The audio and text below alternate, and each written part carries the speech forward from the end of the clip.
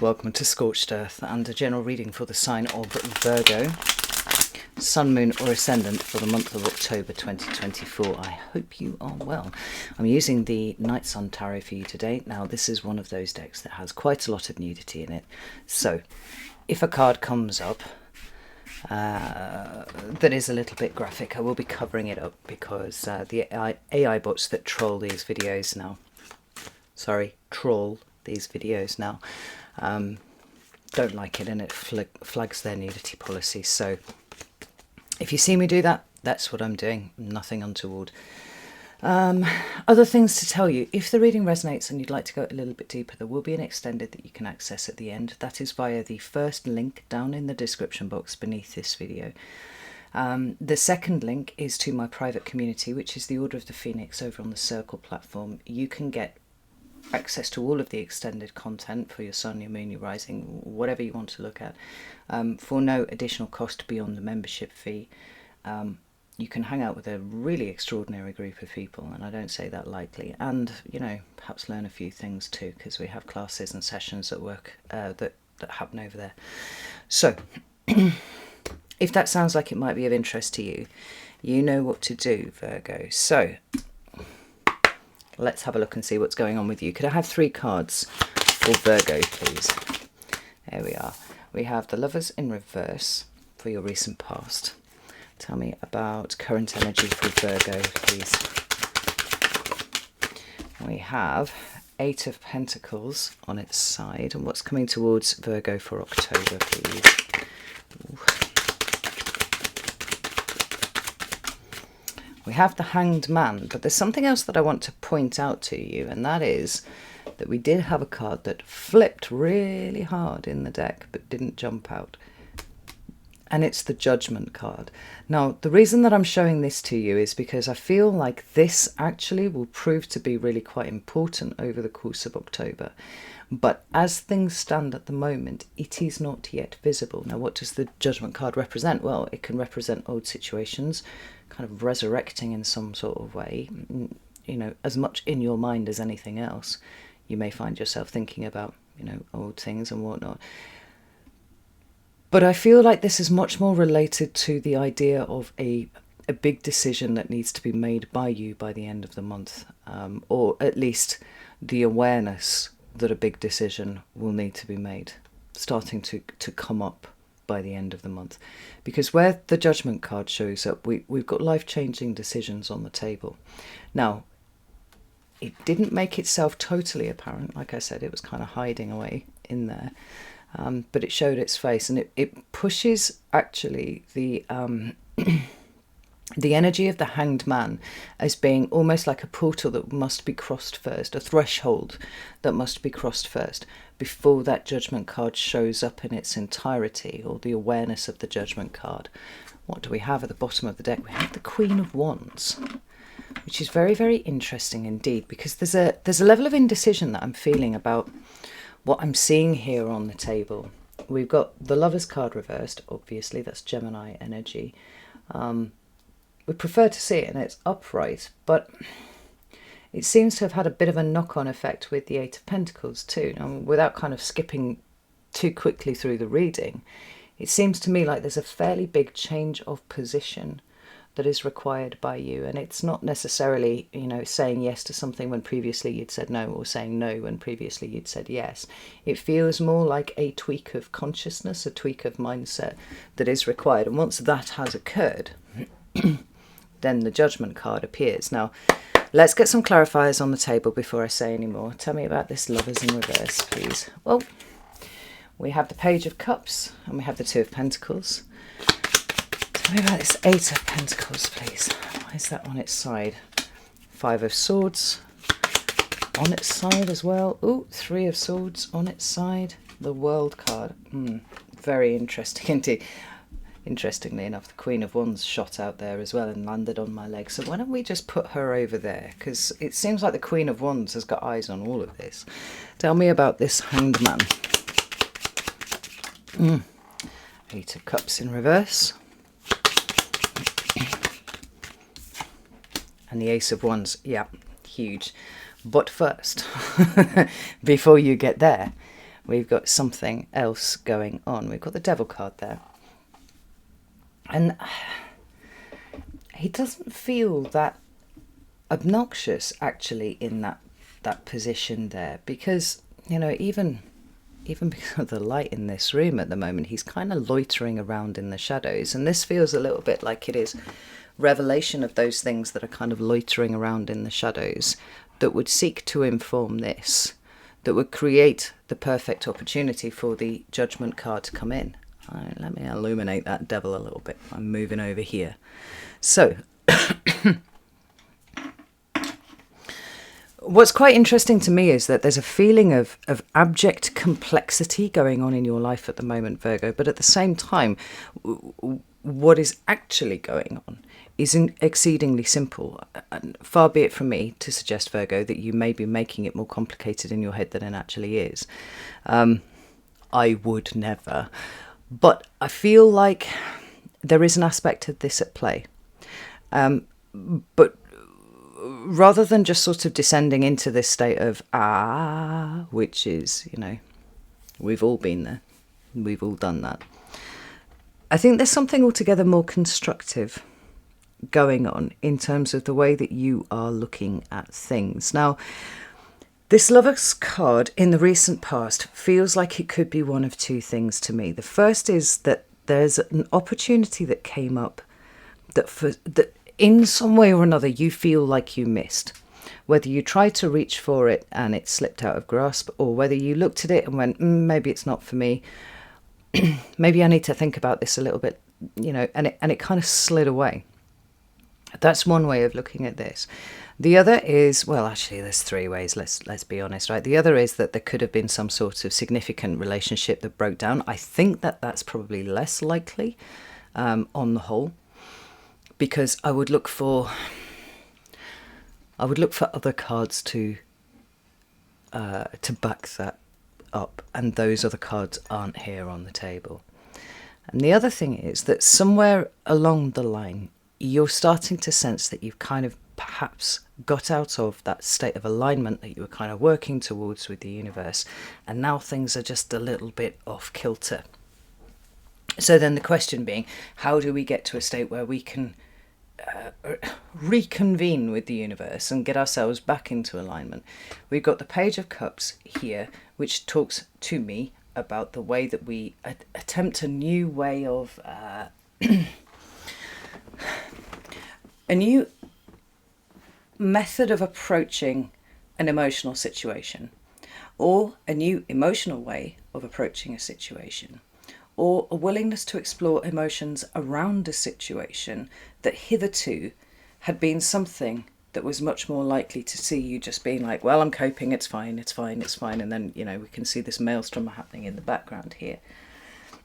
I actually can't settle to an interpretation, that like one interpretation there of that card, which means to me that I think that there's a sense of all three of these things being possible. For some of you, it may be multiple of these things being possible, as in all three, or two of the three, or whatever.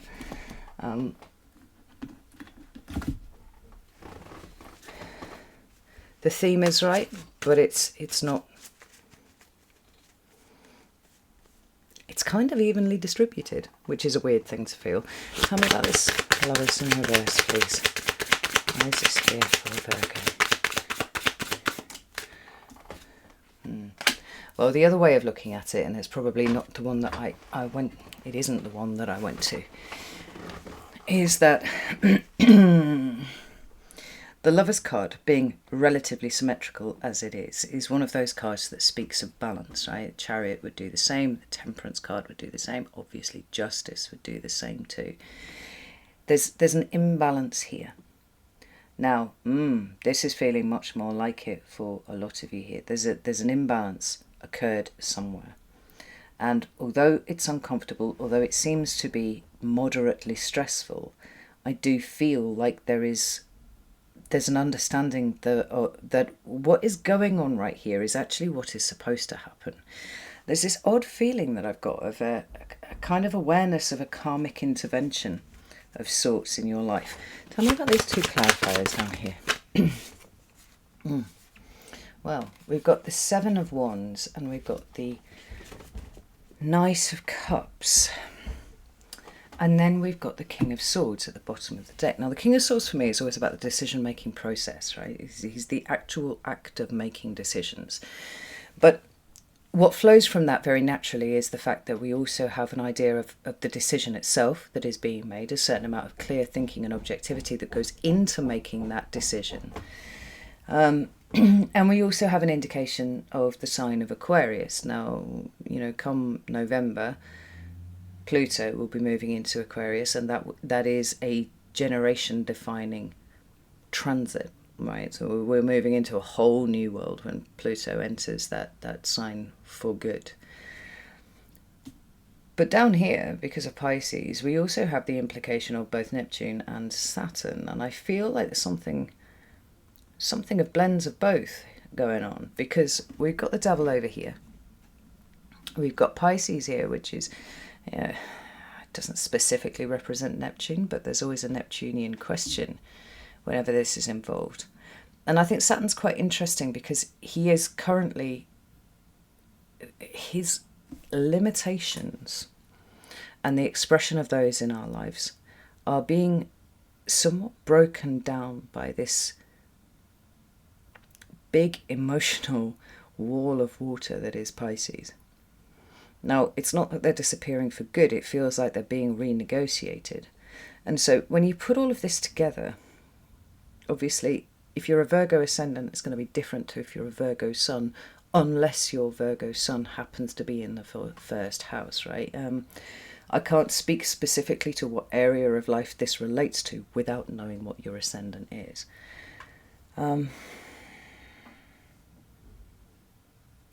But looking to see where Neptune, Saturn and Pluto are all residing, and all of these coincidentally sitting on the 29th degree of the respective signs that they're occupying right now, right? It's sort of saying here that there's a big imbalance, but I'm not sure that it's awful for you. The Page of Cups seems quite at ease with what's going on here. And the Two of Pentacles, although it does betray that slight feeling of being a little overwhelmed, but trying to tune it out and focus on the problems, the things that need your attention, the things that need sorting out. We've got that Seven of Wands and we've got that Knight of Cups there. There's movement, there's progress happening. Now, instability generally is something that we find very, very uncomfortable. But I wonder if there's an adaptation that is being developed by you in the face of instability, perhaps because you are the one who indeed initiated it. The presence of Saturn and Neptune and Pluto on the anaretic degree of any sign, that's the destroyer sign, right? This is the planet attempting to move through, break through from, the energy of the house that it's in into the new one. So this sense of breakthrough being very, very strong. But I wonder if this is all self-initiated, Virgo, and this is why it's a little less panic-inducing than it might be otherwise. The thing is, there's so much uncertainty that I'm picking up off this reading about where we're going and if it's going to be okay, and if I've got my priorities in the right place, and I just need to keep chopping wood and carrying water and dealing with these pentacles, even though I know that there's something erupting out kind of around me. That's the best way that I can describe how I'm feeling right here. So then we come into your current energy, and we've got got the Queen of Wands up there, and we should point out that she's down here as well. Well, for me, the Queens make sense of whatever suit they represent. So the Queen of Cups is making sense about what you feel. The Queen of Wands is about making sense of the actions that have been taken, are being taken, and will be taken in the future. She's often the energy of being like, well, why am I doing this? Why did I do that? What am I hoping to achieve? Because I feel like the Queen of Wands, of all of the queens, actually is very goal-oriented. Yes, she, is happy to kind of go off-piste a little bit because she likes to explore, and she's bold and she's dynamic and courageous and all these kind of things. But I think it would be a mistake to assume that the Queen of Wands doesn't have a plan, because that kind of energy really does belong to the energy of the Knight of Wands, not the Queen. By the time you hit the Queen and the King, you're hitting the peak expression of those energies, the beautiful balance of the internal and the external, in terms of actions understood and actions undertaken. Well, we're very much in the understanding area of what it is that you're doing at the moment. The need to be bold and courageous in the creation of the plan inside your head of where you go next. I mean, she represents Aries, right? The King of Wands representing Leo. So it's a starting point with something. I mean, I think, Virgos, loads of you are looking to start something new, break out of your comfort zone, go towards something that does not feel terribly comfortable for you. But having hit a point of realizing that where you are comfortable is so limiting that there's nothing growing from there, right? So we have the Eight of Pentacles on its side, and in fact all of these cards on its side representing more of this, at least perceived imbalanced energy, where you appear to be questioning everything. Actually, I was going to say one or two things, but actually everything. We've got the Eight of Pentacles there, and it's a solid card of working to improve your lot, right? It's a card of mastery. It's a card of expertise. It is a card of our great work, right? It's a card of being invested in something and putting everything that you have into something. Now, it's not quite in the upright. It's not at all in the upright. And I don't feel like it's because you've lost your job or you've gained a job or anything other than you are in a state of contemplation. You are trying to make sense of what is happening around you. Now, it could be that, there was an opportunity missed and now you're in a state of self-examination and saying, why did I not feel like I could be bold enough to go after that? Maybe there was an opportunity that you attempted to seize and for whatever reason it didn't play out, and you're like, well, what does this mean? What does this show me about this? What does this tell me about me? But for others of you, it may well be, this is what I've been involved in. This is what I've been invested in, committed to for a very long time. And I am not sure that I wish to continue being committed at this level to this thing in perpetuity. All of it, self-analysing, self-questioning. It seems to me like you're attempting to find something that feels purposeful for you, but rather than obsessing about the purposeful bit of it, you're focusing on what is internally restrictive instead. So we have the Five of Swords, we have the Three of Swords, and we have the World card here, right? And let's turn these around so we can look at them like this. This Five of Swords represents a certain amount of instability. Not a surprise, we're seeing that all over the table, right? But this is, there's a kind of, there's a fairly negative aspect to this, pejorative takes on that instability, because this is a card of self-sabotage. It's a card of Pyrrhic victories. It's a card of a wonky kind of mindset. Where we are more likely to engage in, Pyrrhic victories and self-sabotaging behaviours. It's also a card sometimes of falling out with people. Now, it's not in the upright, it's on its side. This suggests to me that there's some internal investigations going on as it relates to what you commit to. Whether it's your great work or your job or anything, it feels like there's a lot of things up in the air and you're like, I want to make sure that I'm really thinking about what I want to connect to, what I want to be a part of, what I want to express, what I want to create, what I want to stand for the rest of my life. That's a very interesting phrase. I don't know where that came from, but there it is. What I want to stand for. And in order to do that, we have to make sure that all the the pathways in your head, the way that you think and the way that you express yourself are all in alignment with a newer version of you that seemingly is trying to emerge here. Right, we've got the Three of Swords, recognizing that sometimes we're snippy because we're coming from a place of pain. Sometimes we don't see things quite as they are because we jump to conclusions. You know, I feel like Virgo's asking themselves lots of these kind of questions in this sort of order, like double checking with themselves that they are behaving properly. Like, there's a big feeling of wanting to attach yourself to a sense of personal integrity and literally nothing else. And that's important because you feel to me like you want to sink your heart and soul into something, but you need to check that it's right. You need to make sure that it's right. And then we have the World card. Now, this is where it gets very interesting for me, because clearly the end is in sight. The end of a cycle is in sight here. It's a graduation. Right? The World card is always a celebration because we have done, what was required of us in this previous cycle, such that we get to move up to the next. We broaden our experiences. We have more, bring in novelty, let go of the things that don't need to come with us and whatnot. And there's such intense energy around this introspective position that you take, but it's different because Virgos are known for introspection. And you're also known for introspection when it goes just a little bit too far along the spectrum, right? This feels different though. Well, you notice that there's an absence of a hermit on the table. This is the card that is associated with Virgo, and it's one that, it's not unusual for it to come up in a Virgo reading.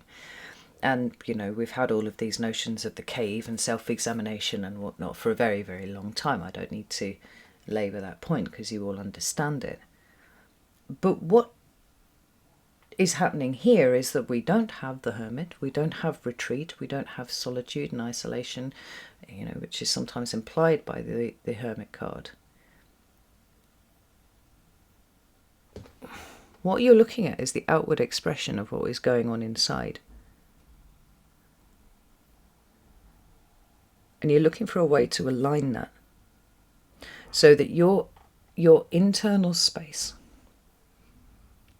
which I feel Virgo is actually quite full of integrity at this point, and a desire to be authentic and a desire to be, true and honest and all those kind of things, right? There's something about the external world that isn't quite lining up with that. And this is where the change is coming, I feel. Because you're kind of struggling around trying to make sense of double-checking, triple-checking with yourself that you're not being, bombastic or belligerent or anything like that, in communications. That you are, in fact, seeing things clearly. That you're not reacting from a place of pain. And you refuse entirely to commit to something unless it is absolutely correct. Now, this might be a relationship, but I feel like it's got a broader applicability than that for you here, Virgo. It feels like something very specifically outside of you, though, which is interesting. So when we get into October, we've got this Hanged Man. And if you recall, I said I felt like the Hanged Man was the portal that you needed to walk through. Now, the Hanged Man means lots of things. I mean, first and most obvious that it speaks of a new perspective because he is literally suspended by his foot upside down looking at the world from an entirely different perspective.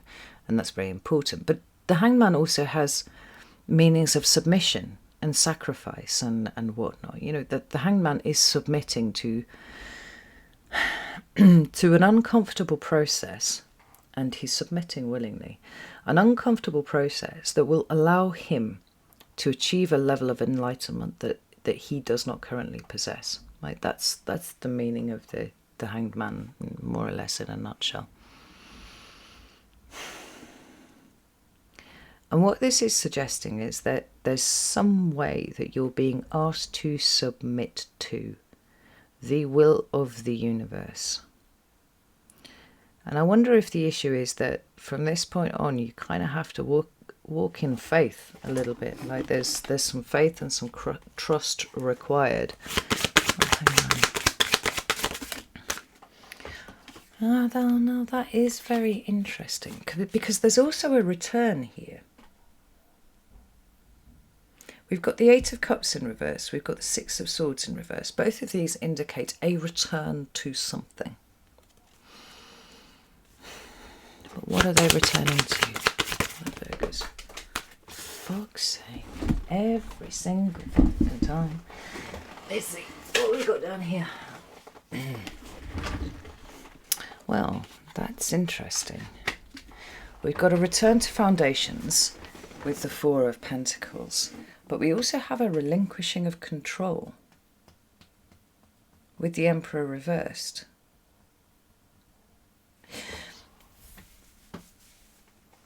And submission to and relinquishment of control, you know, submission to the universe and relinquishing of control. Not exactly the same things, but very, very close. And both of them asking, both of them got a kind of Jesus take the wheel sort of perspective about what is happening since. Now it could be possible, Virgo, that you're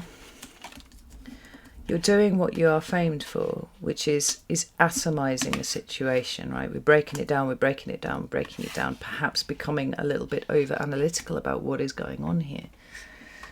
And the only problem with that is Virgo has this ability to be able to take things down to the subatomic level. And I wonder if what's required here is for you to take a look at the bigger picture. Because you could obsess over details till the end of time, but I don't feel like it is obsessing over details. I think it's really interesting that the Hermit isn't here. Instead, this process is being overseen by the Queen of Wands, which means for me it's the precursor to some action taking place.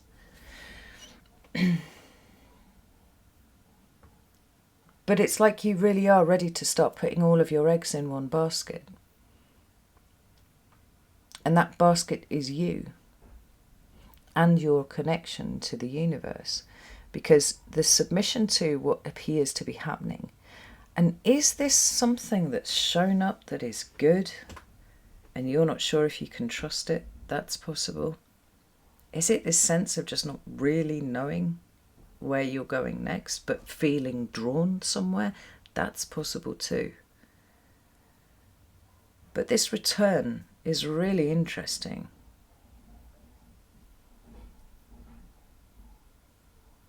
Because I can't help but feel like it's a submission to, it's a return to you.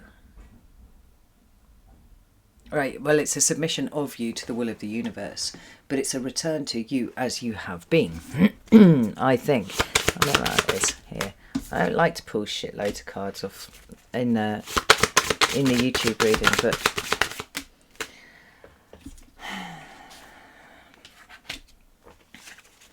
this feels like it's an entirely flipping on its head take on what it is to be powerful and what it is to be strong and what it is to be trapped, what it is to be scared.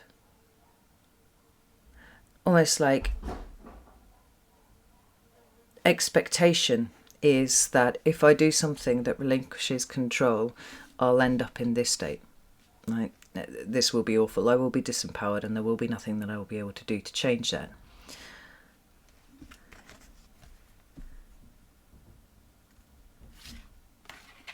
And almost where the stronger thing to do seems to kind of be to dig in. What you're submitting to then is a deeper understanding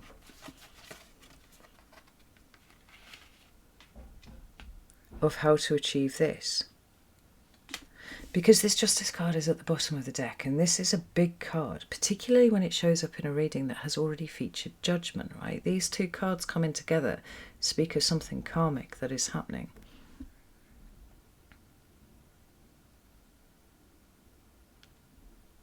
And what I'm hearing is that, like, this healing that you've been doing, and all of the things that you've been involved in for the last few years, where things have been awful and you've come back from that, like, the purpose of that was never just to ensure that you had a more manageable life, that you enjoyed your life a little bit more, although that, you know, it's a plus.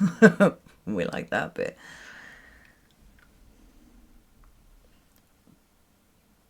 But I feel like it's about understanding how subtle the difference between being afraid and not doing something and being afraid and choosing to do it anyway actually is.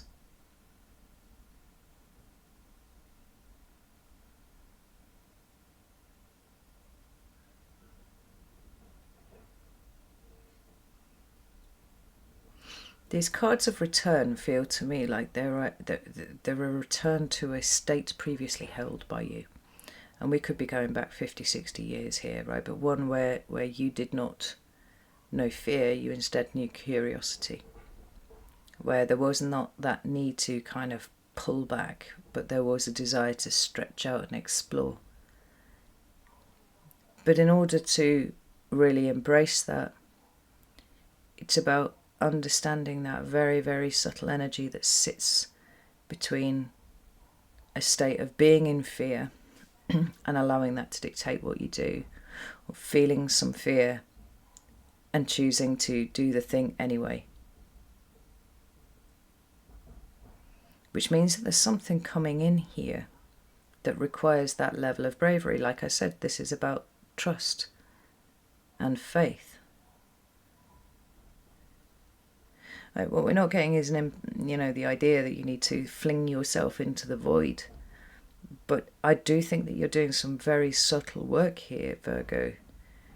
And you need to give that time to percolate around. It's not necessarily about dividing and subdividing and poking around in the guts of what you think.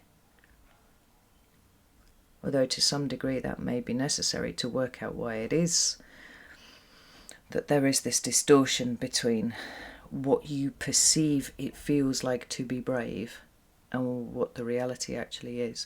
Because I think most of you Virgos seem to be under the impression that bravery is not feeling that fear, just being able to keep taking steps forward. And, that's not actually what it is. If you have no fear of something, then there is no bravery involved. It's like somebody congratulating me for being incredibly brave for turning on a tap. Now, with added context and a few more, tower-like aspects to me turning on the tap. Or let's say like flicking on a light switch, right? In the 80s in the UK, there were a ton of videos about not ever switching on your light if you smelt gas, right, in your house, because your house would just blow up. So someone congratulates me for turning on a light bulb, and I'm like, light switch is just, it's not an issue. This is kind of a stupid example because it's not brave to turn on a light switch when your house is full of gas. But hopefully I've garbled enough that you can kind of see what I'm getting at here, right? Because it's the additional context around a situation that dictates whether the pursuit of it is brave or not. And it isn't the lack of fear. It absolutely is not. And there are very few people that I would believe who said that they weren't afraid of anything. We all have our little things. But I think that what this month about is about for you is understanding the difference between not being afraid and feeling a little bit afraid and going for it anyway. Which makes me think that there's some sort of big opportunity or that has either arisen or is coming back around, because what's for you won't go by you, for you to throw yourself into it wholeheartedly. And you have to understand that little butterfly feeling, the frisson inside, whatever it is simply your nervous system heightening up because there's something quite exciting about this, potentially risky about this, and that's okay. We all have those same feelings. This is kind of a weird reading, Virgo. I'm going to go over to the extended now, and we're going to dig into this. I'm going to pull all of that away here, and we're going to focus specifically on October, because, like I said right at the beginning, it has that feeling that it feels overwhelmingly complex, but actually there's a few steps underneath that are just very, very simple and very straightforward. And this month is all about picking all of those out and almost like submitting to the bigger picture of things, rather than trying to understand and possibly, you know, micromanage the fine detail of it all. Really, really, really weird. All right. I'm going to leave it there. If you would like to join me at the for the extended, you're very welcome to do so. Like I said at the beginning, link number 1 will take you to Circle. No, to Vimeo. Link number 2 will take you to Circle. I'd love to see you in either place. But if that's not for you, that's also fine. I just think we need to go dig around in this a little bit more. So know that I love you all very, very much, and I'll see you soon.